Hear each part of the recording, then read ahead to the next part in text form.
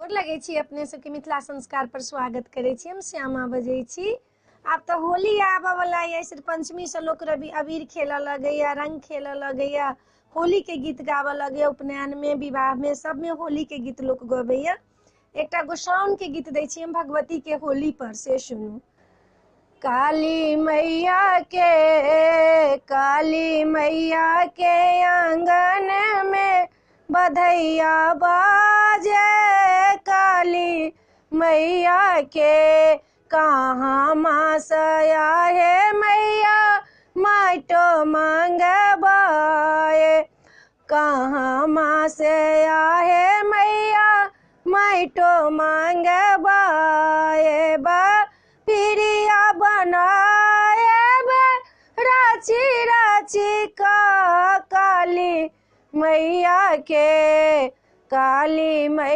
के आंगन में बधैया बाजे, काली मैया के पाँच ही पुरसा माटी मंगवाए। पिरिया निपाए राची राची का काली मैया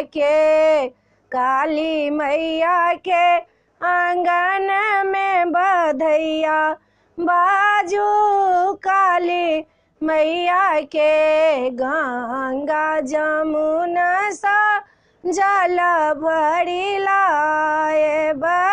पिरिया निपाए राची राची का काली मैया के माली फूल बाड़ी सा फूल लोढ़ी लाए।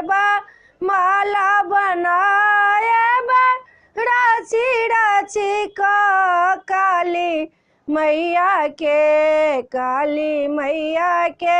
आंगन में बधैया बाजे, काली मैया के पटवा अंगन साचरी मंगाए। घुघरू लगाए राची राची का काली मैया के आंगन में नचैया नटुआ, काली मैया के बनिया दुकान सा मधुर मंगाए। भोग लगाए राची राची का काली मैया के आंगन में बधैया बाजू, काली मैया के।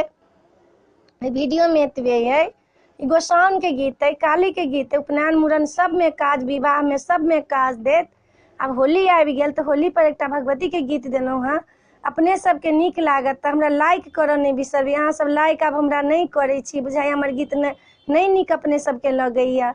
आ नहीं सब्सक्राइब करै छियै, नहीं उत्साह बढ़ेबै तो हम कतऽ जेबै यौ। कनी उत्साह तो बढ़बियौ, लाइक तो करियौ। हमर उत्साह नहीं बढ़ेबै तो हम कतऽ जेबै। जय मिथिला, जय भोला बाबा।